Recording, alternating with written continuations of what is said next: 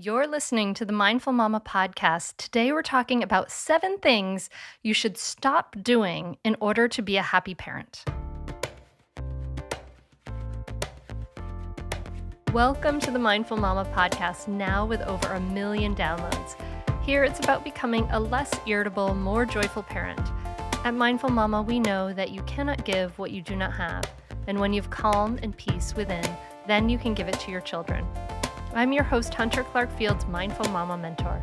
I help smart, thoughtful parents stay calm so they can have strong, connected relationships with their children. I've been practicing mindfulness for over 20 years. I'm the creator of Mindful Parenting, and I'm the author of Raising Good Humans, a mindful guide to breaking the cycle of reactive parenting and raising kind, confident kids. Welcome back. I'm so glad to connect with you. I hope that you are doing well wherever you are in the world today. Shout out to North America and South America. I know I got some peeps in South America. Shout out to the Aussies and the New Zealanders. Aussies. Shout out to all the Asians and the Africans and the Europeans. It's so cool. I love there's like a little map I can look at and see where everyone listens from. It's so awesome. I would love to know where you listen from and what you do when you listen. It'd be so cool. But that's not what we're here to talk about today. If you are a new, also a very special welcome to you. Today is a Mindful Parenting Bite episode. We're going to talk about 7 things you should stop doing in order to be a happy parent. And these are things that I have seen and identified over the years that really hold us back and prevent us from enjoying parenting, enjoying more ease in parenting and more happiness.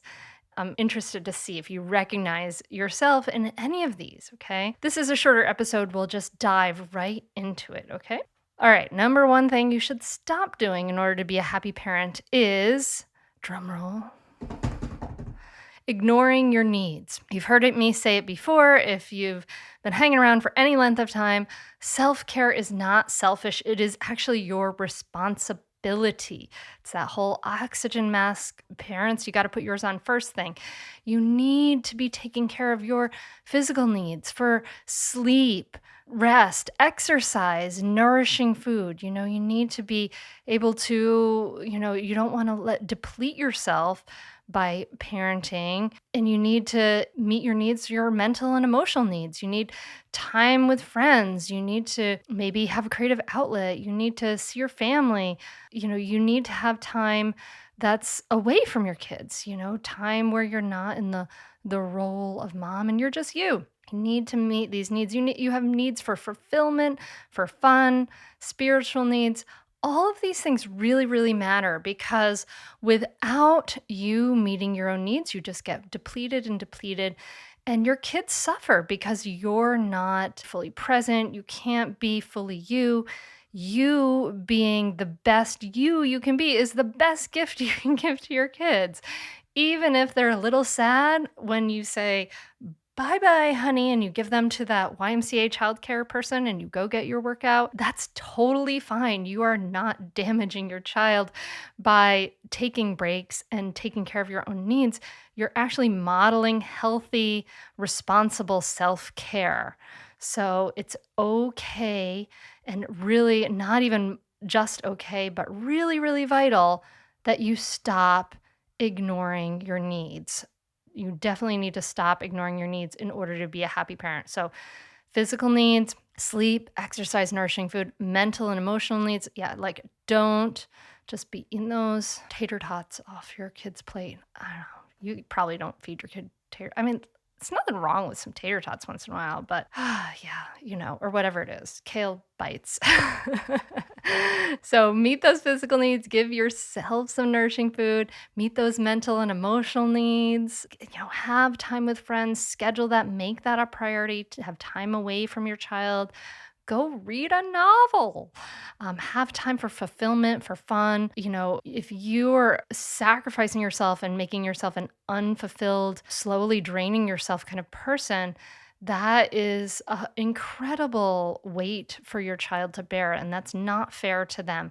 It is not your kid's responsibility to meet all your needs. It is not your kid's responsibility to meet your every emotional and fulfillment need. That's too much pressure on them. Instead, have a variety of people in your life that help you meet those mental and emotional needs and those needs for fulfillment and fun. Okay, so that you can be fully present and more conscious and more grounded for your kids. So, number one thing, stop it. You got to stop that, girl. Stop ignoring your needs. Okay, I can't say this enough. All right, we'll move on. Number two, stop equating parenting success with your child's behavior. So we can't take our kids' behavior personally. I mean, yeah, maybe there's patterns over time, but you know what? Kids have all kinds of stuff. Like they may have thrown some genetic curveball. Don't take your kids' behavior as a measure of how you parent. Kids are by definition immature, right? Because they're kids, they're not fully mature. They yell, they hit their siblings, they ignore you, all that stuff. I remember when I seen my daughter start to hit her sister, the younger one hitting the older one. I was like, what is going on? She doesn't see any hitting or violence in her house. Where is she getting this from? But you know what? This is just a normal, like literally like a mammalian behavior. Like toddlers, small kids, when they run out of resources in order to meet their needs, they get aggressive. That's just part of being human being a primate, right? Like kids will hit. And our job, of course, is to teach them alternative behaviors, but their brains aren't fully developed, they're by definition immature. They're going to do some dumb stuff. We expect adults to do some dumb stuff. Sometimes I think it's so funny. Sometimes I think we have higher expectations for kids because we like are getting so much of our own self-esteem like through our kids, which is not good, right? We don't want to be doing that. But we have these higher expectations for kids. Like we expect them to be better than adults at like responding to requests and taking care of their rooms and whatnot. We cut adults a lot of slack. Why don't we do the same for kids? So let's remember that kids are by definition immature. Don't equate your parenting success with your child's behavior. Take a step back. Remember that it's okay. It's safe for them to make some mistakes. It's safe for them to be a jerk sometimes. You were a jerk sometimes when you were little too. I guarantee it. I was. Definitely a jerk sometimes. We don't have to judge them for that. And certainly, we really, really don't want to be judging ourselves for that because you are not a puppet master and you can't control every behavior of your child. It just is not possible. You're not responsible for your child's behavior. Like, you know that as soon as they make their own decision when they're 18 months old, that you didn't make that decision. We can be responsible to our kids, but we are not responsible for them. Do you hear the difference there? So we can be responsible to them by taking care of our own needs, taking care of our feelings, being really thoughtful and cognizant about the way we communicate, being really conscious, but we are not responsible for every behavior of theirs. That is for sure. So stop taking that personally. Number 3, stop numbing your feelings with busyness and distraction. I know we have the world at our fingertips, right?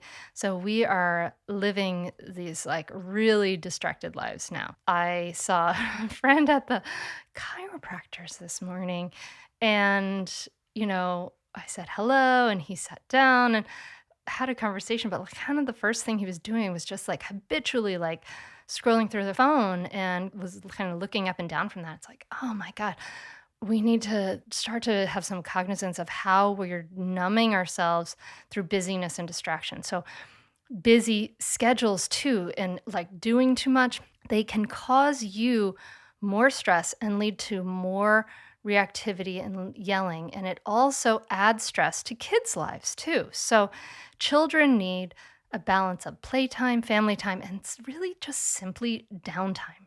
So to get that balance, we have to push back against the prevailing culture, which is like do, go, go, go, more, more, more.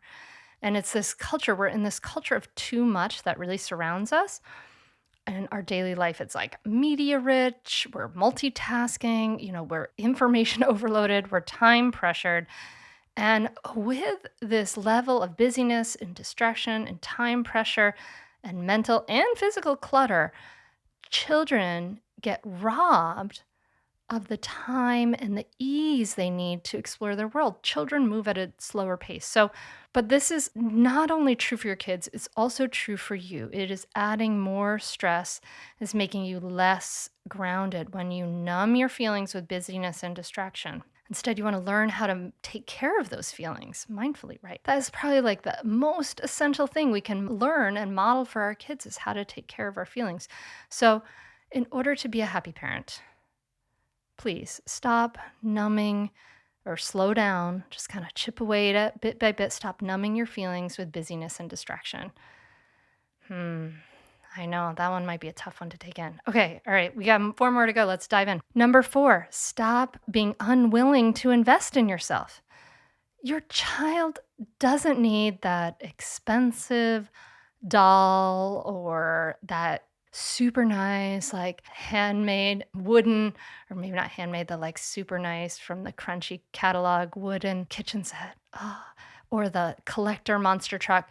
They don't need that anywhere nearly as much as they need a grounded and present you. Okay? I'm just going to say that again because it's so important. Your child doesn't need the expensive stuff or even vacations anywhere nearly as much as they need a grounded and present you. So when you cut corners on your own needs or your growth, you give your child a second-rate parent. And that is the best thing you can give your child. So stop being unwilling to invest in yourself. Life is short.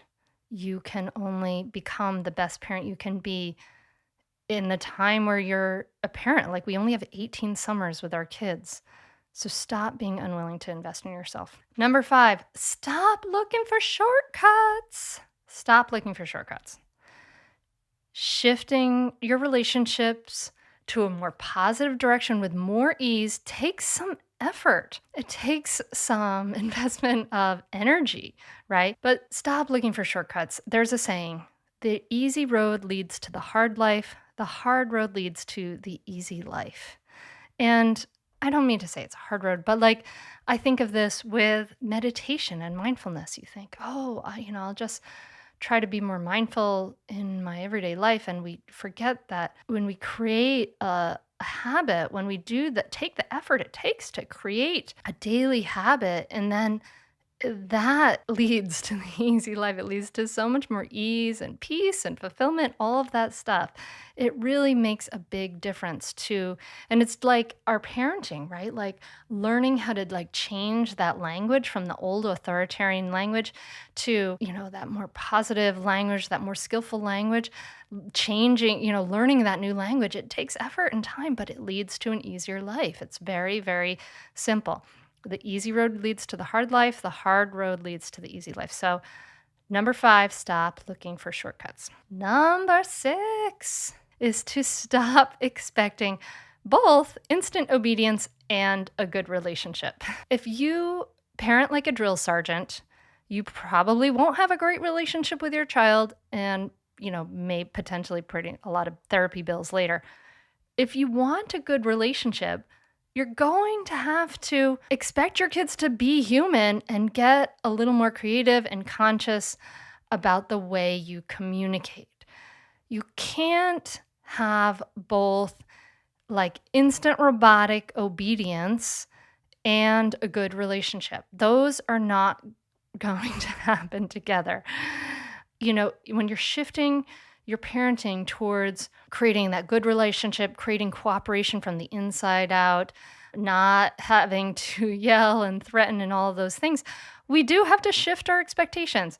Just as we don't expect adults to like pop up and like instantly obey our commands, we have to stop expecting that from our kids. So stop expecting both instant obedience and a good relationship. And then finally, our number 7, and the 7 things you should stop doing in order to be a happy parent is stop worrying about what others think.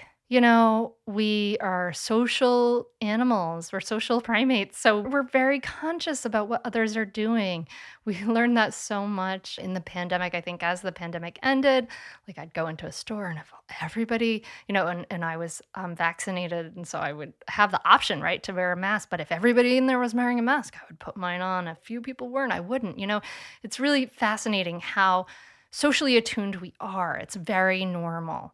Very, very normal. In order to be a happy parent, we have to stop worrying about what others think, including your parents, your partner's parents, the other parents at school. If you are shifting your parenting to more relationship based parenting, to more conscious, mindful parenting, you have to trust yourself. You have to trust in your gut and what feels right inside and start to notice when you're thinking about what others think and oh no, what will my mom think and etc. It's not going to help you. Take some time as you're shifting and learning to put some blinders on and really turn your attention into your heart and to trust your gut, what feels right inside. So stop worrying about what others think. Okay, you got it. Those are the 7 things. I will recap as is customary. 7 things you should stop doing in order to be a happy parent. Number 1, ignoring your needs. Number 2, equating parenting success with your child's behavior. Number 3, numbing your feelings with busyness and distraction. Number 4, being unwilling to invest in yourself. Number 5, looking for shortcuts. Number 6, expecting both instant obedience and a good relationship. And number 7, worrying about what others think. Which of these is coming up most strongly for you? I definitely know that I'm guilty of number 2 sometimes, that equating parenting success with my child's behavior. I want to, when they say please and thank you, I'm like, oh, yes, I did it. But that's all ego talking, right? What is it for you that's coming up? And where can you have some growth in order to be happier? In order to be happier, we have to kind of step back and let go and let flow a little bit more as parents. No, we can't be ignoring our needs. No, no, no, none of that. All right, so I'd love to know, and was this helpful? If you find this helpful, let me know. Maybe you can share this with some friends. Share the love, pass it around. Let's start to wake ourselves up from these ideas that are holding us back that we don't even realize. So yeah, share it around, take a screenshot, share it with me on social media. At Instagram, I'm at Mindful Mama Mentor, and I would love to know what you are taking away from this. I would love to know. Please do let me know. And if you want to take this deeper, you can get on the Mindful Parenting waitlist. Take it beyond the podcast, and you can do that at mindfulparentingcourse.com and go to my website, mindfulmamamentor.com. You can find the waitlist for the Mindful Parenting course there. You can find a bunch of free resources too on the resources page and all the podcast archives. Anyway, all that stuff. So do that, dive in deeper, and I am so grateful to have spent this time with you, to connect with you. Thank you so much, and I cannot wait to connect with you again. And until then, I'm just wishing you the best and wishing you some peace. I hope this has given you some food for thought. I'm wishing you some snuggles, hugs, and all that good stuff from your kiddo. Thank you so much for listening. Namaste. I'm a mum who really has a vision of how I would like to be, but my daily life seems to be very contrary to that. I have a very spirited 5-year-old daughter who tests me no end, and I love her to bits for her spirit, but it just drives me insane. And this is why I came to the Mindful Parenting course, because the mum I was being was not the mum I wanted to be. One of the biggest takeaways for me was the component we did on listening. All these things that I thought I was doing to sort of, make her feel better, like say, oh, don't worry about it, or, next time do this. I thought I was being a good listener and helping, but once I could see the effects of really what those things were saying, I really realized that actually I'm a terrible listener and my responses are what is terrible. So that was a really big eye-opener for me. Much more than just being about a better person with me and my daughter. It was actually a lot more about how to be a better person with everybody. I don't see why anybody would not do this course. And this course really, really does give you those tools. And even without being a parent and even without being the focus on being a parent, I just got so much more self-awareness, and it gave me a really good grounding about how to be more the person that I want to be, and gave me the tools to do that. And I really can't speak more highly of it. I'd say definitely do it. It's really helpful. It will change your relationship with your kids for the better. It will help you communicate better. And just, I'd say communicate better as a person, as a wife, as a spouse. It's been really a positive influence in our lives. So definitely do it. I'd say definitely do it. It's so worth it. The money really is inconsequential when you get so much benefit from being a better parent to your children and feeling like you're connecting more with them and not feeling like you're yelling all the time or you're like, why isn't things working? I would say definitely do it. It's so worth it. It'll change you. No matter what age someone's child is, it's a great opportunity for personal growth, and it's a great investment in someone's family. I'm very thankful I had this. You can continue in your old habits that aren't working, or you can learn some new tools and gain some perspective to shift everything in your parenting.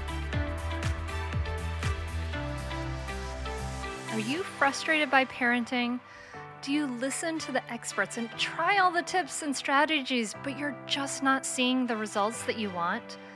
Or are you lost as to where to start? Does it all seem so overwhelming with too much to learn? Are you yearning for a community of people who get it, who also don't want to threaten and punish to create cooperation? Hi, I'm Hunter Clark-Fields, and if you answered yes to any of these questions, I want you to seriously consider the Mindful Parenting membership. You'll be joining hundreds of members who have discovered the path of mindful parenting and now have confidence and clarity in their parenting. This isn't just another parenting class. This is an opportunity to really discover your unique, lasting relationship, not only with your children, but with yourself. It will translate into lasting, connected relationships, not only with your children, but your partner too. Let me change your life. Go to mindfulparentingcourse.com to add your name to the waitlist, so you will be the first to be notified when I open the membership for enrollment. I look forward to seeing you on the inside. mindfulparentingcourse.com.